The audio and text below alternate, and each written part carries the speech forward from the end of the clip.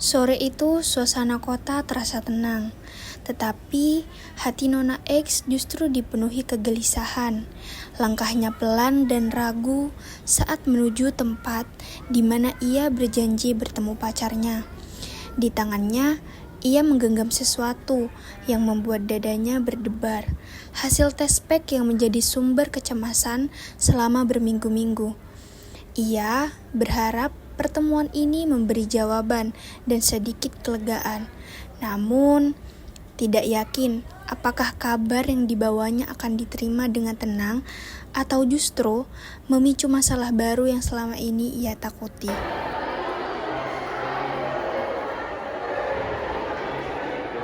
Mana sih, lama banget dia. Kamu dari mana aja sih, lama banget. Iya maaf, aku barusan macet di jalan. Lama banget. Apa emangnya? Kayak penting banget gitu. Aku udah ini kali 2 bulan. Mungkin stres lah, nggak mungkin. Enggak bukan kayak gitu. Barusan. Kamu hamil?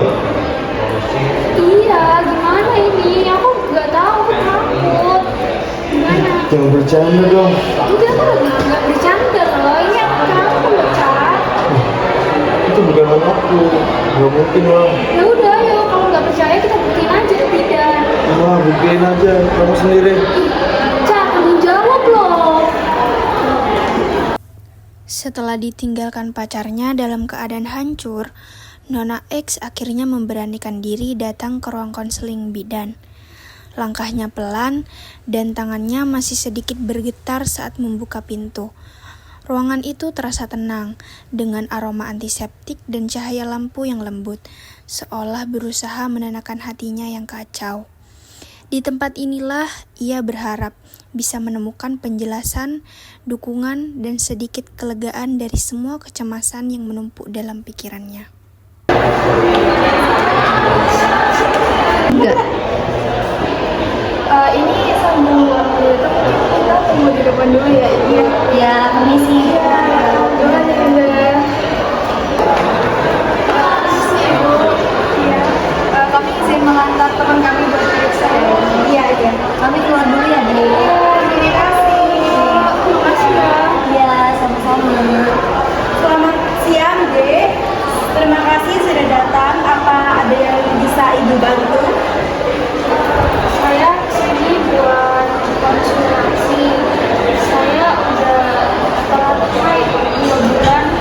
Saya pernah tes pack, terus hasilnya beres 2. Saya takut. Saya takut orang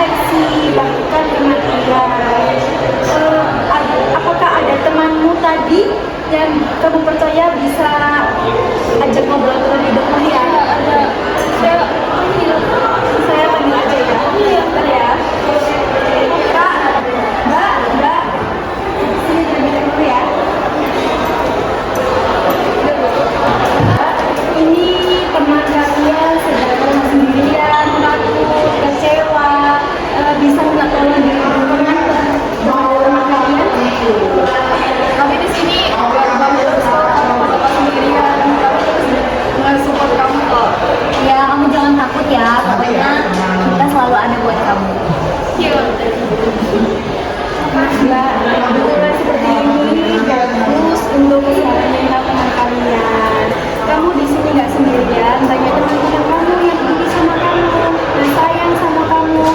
Sekarang coba telepon orang tuamu suruh datang ke sini ya. Emang nggak apa-apa ya Bu? Gak apa-apa, nanti ibu bantu bicara sama orang tuamu. Pelan-pelan saja, pasti mereka bakal menerima. Halo Ibu, bisa aku bisa jadi Ibu sama Bapak ya kesini ya.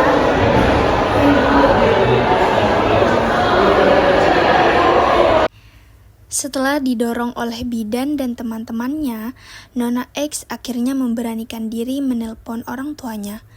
Suaranya bergetar saat ia mengatakan bahwa dirinya sakit dan membutuhkan mereka segera. Di seberang telepon, ibu dan ayahnya langsung panik dan bergegas datang tanpa banyak tanya. Kenapa anakku pucat banget? Bu Bidan, anak saya kenapa Bu Bidan? Ini Pak, Bu, mohon dibaca terlebih dahulu ya. Ya Allah, nak, Kamil, beneran nak. Maafin aku aku hilang. Maafin aku sama Ibu. Beneran. beneran? Nak, ya Allah. Pak, Bu, tenang ya, tenang ya. Saya tahu Anda terkejut dan kecewa terhadap anak kalian. Tapi saat ini yang dibutuhkan anak ibu, yaitu dukungan agar tetap sehat secara fisik maupun mental.